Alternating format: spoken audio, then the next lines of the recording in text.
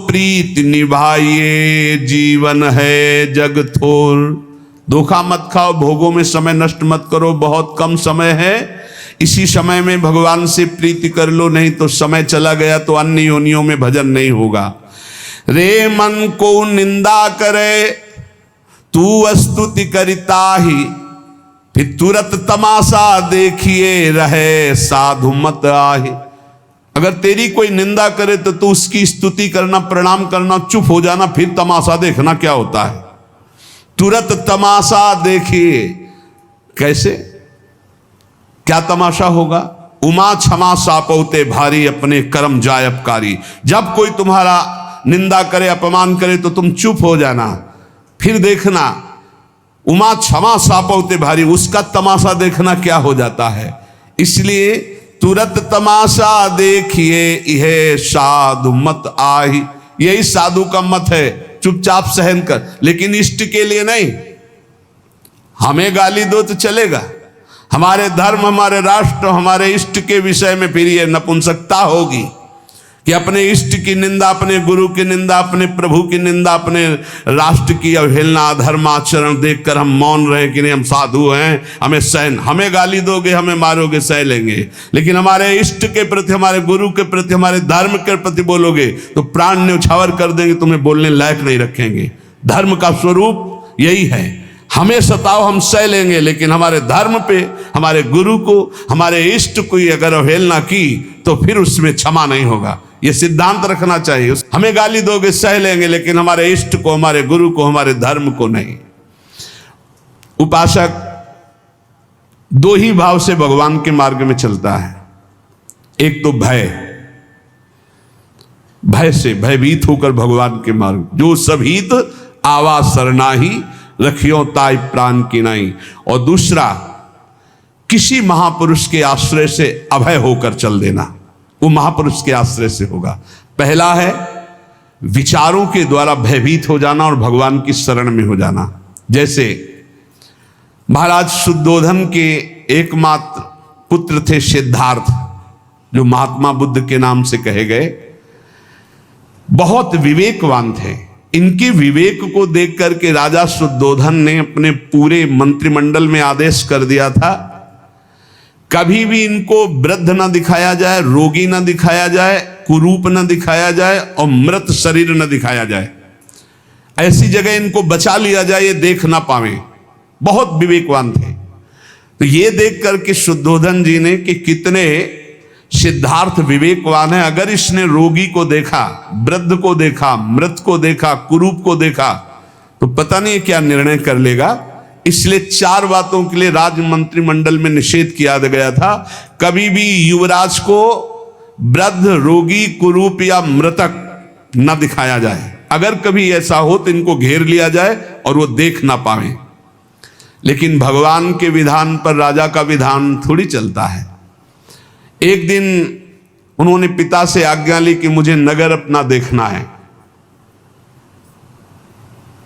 आज्ञा कर दी, पर उनके मित्र और साथियों को कहा हमारी 4 बातें याद रखना, रोगी, कुरूप या वृद्ध या मृतक हमारे राजकुमार की दृष्टि में नहीं पड़ना चाहिए।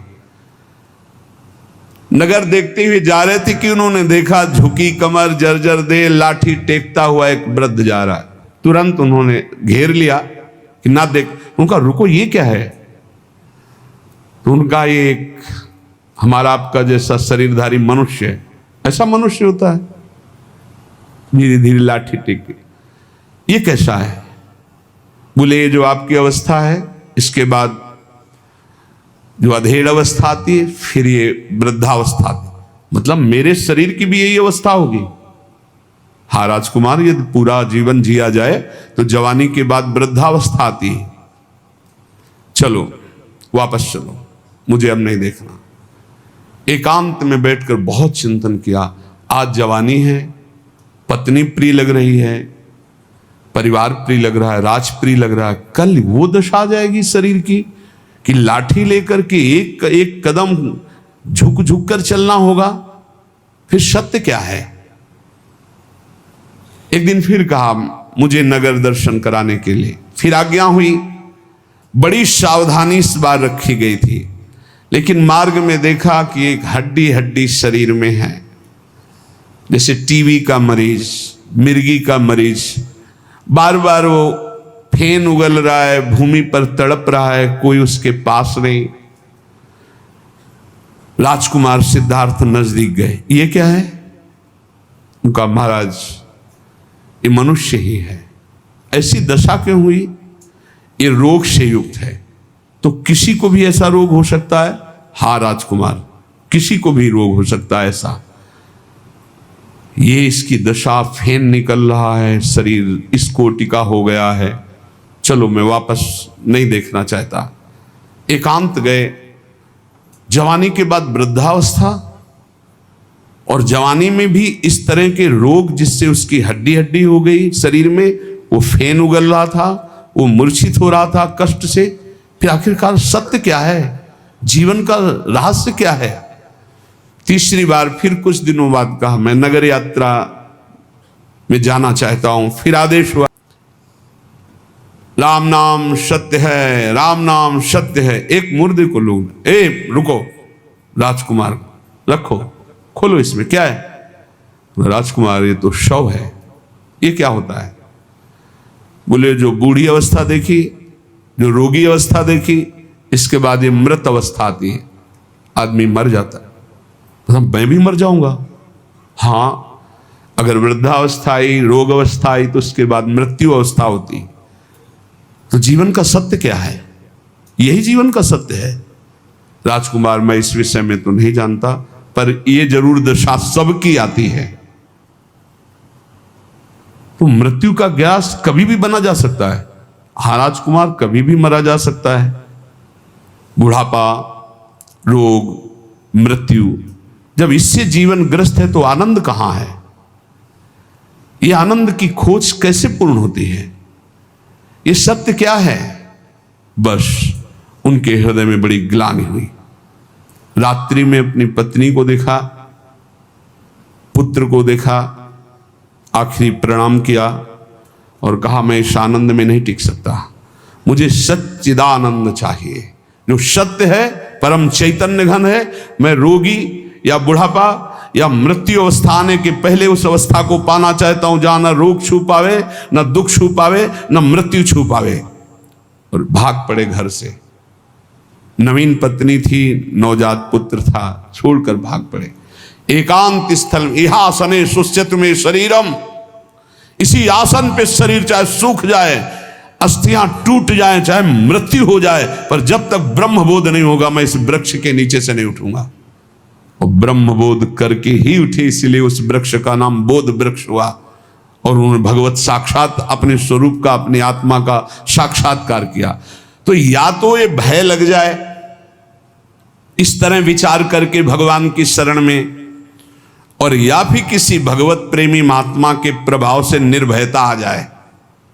अब मुझे किसी की कोई परवाह नहीं, मैं भगवान की शरण में होकर निरंतर नाम जप करता हूं। निर्भयता के आनंद में आत्मस्वरूप का बोध, या भयभीत होकर भगवान के भजन से उस निर्भय पद की प्राप्ति।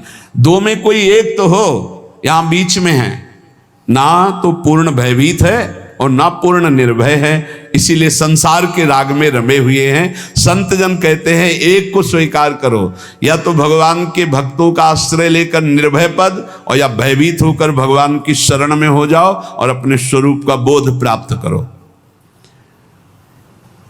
उपासक, जब तक शरीर तुम्हारा स्वस्थ रहे तब तक किसी दूसरे शरीर से अपने शरीर की सेवा मत लो, नहीं तो भगवत प्राप्ति में बाधा पड़ जाएगी।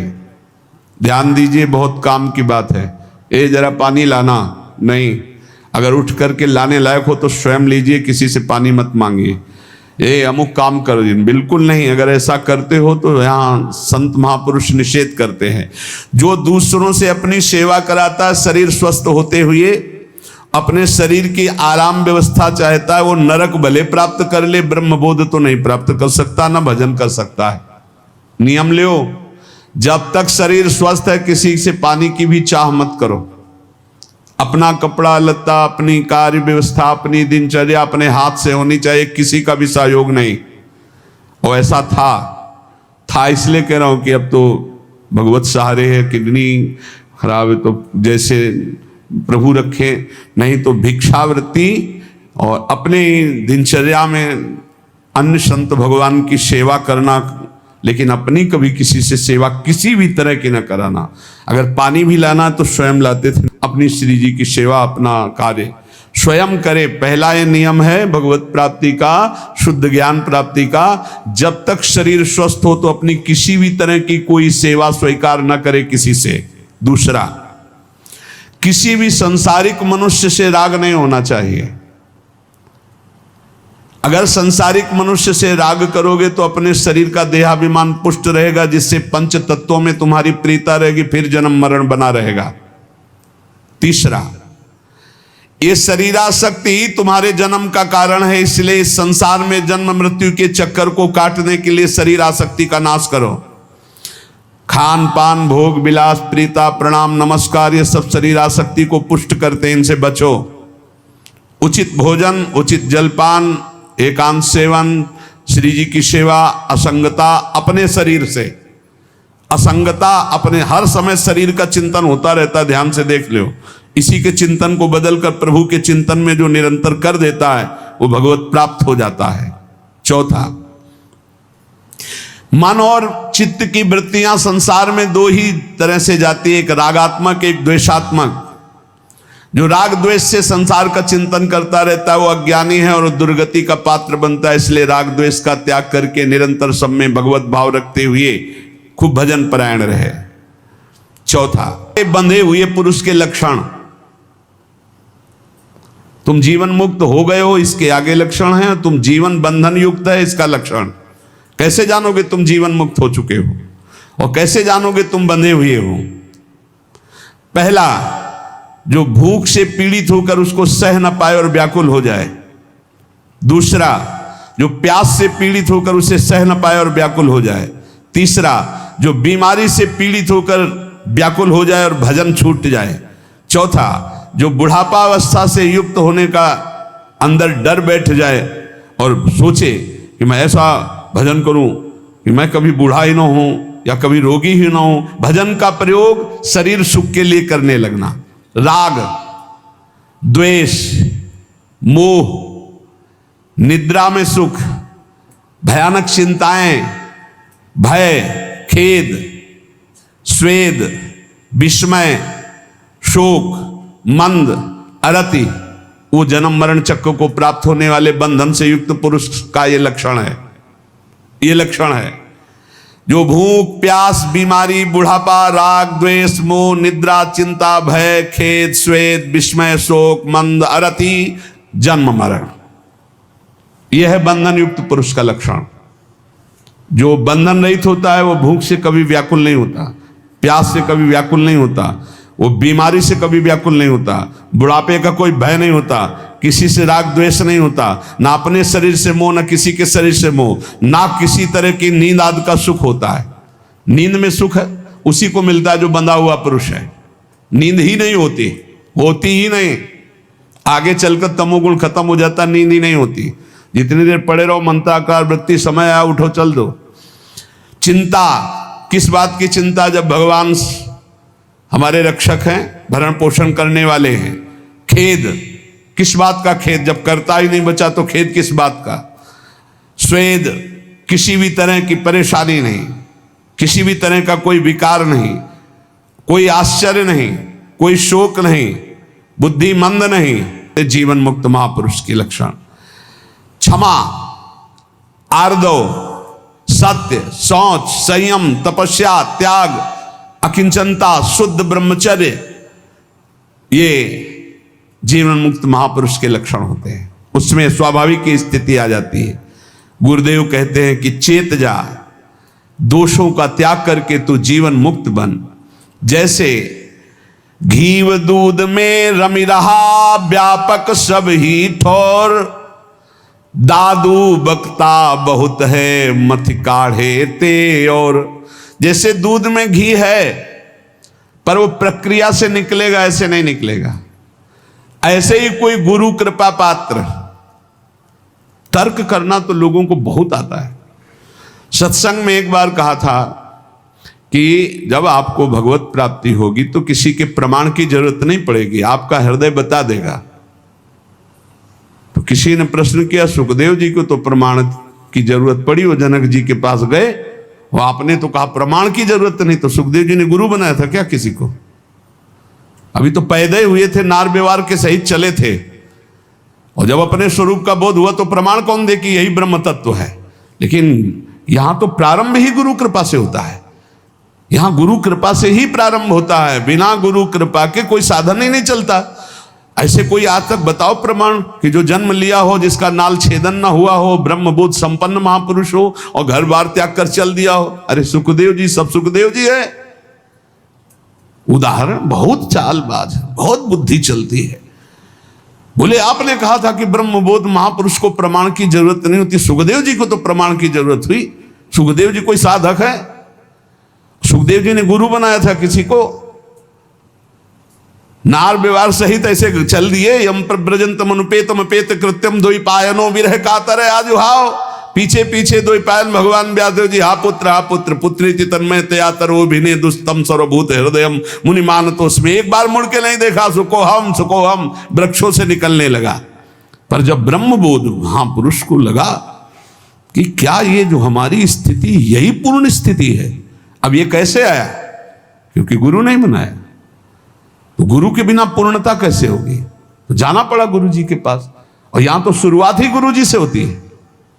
अगर कोई परमार्थ का साधक है तो वो गुरु प्रदत्त नाम मंत्र से, तो गुरु हृदय में बैठ के बता देगा यही स्थिति है। इसीलिए कहते तुम्हें किसी और से प्रमाण की जरूरत नहीं, क्योंकि गुरु मंत्र मिल गया है। क्या कहा जाता है? गुरु मंत्र, मतलब गुरु ने अपना सारा स्वरूप दे दिया। नाम सुकृत धन अपनी जीवन अतिहित मान देत वरदान।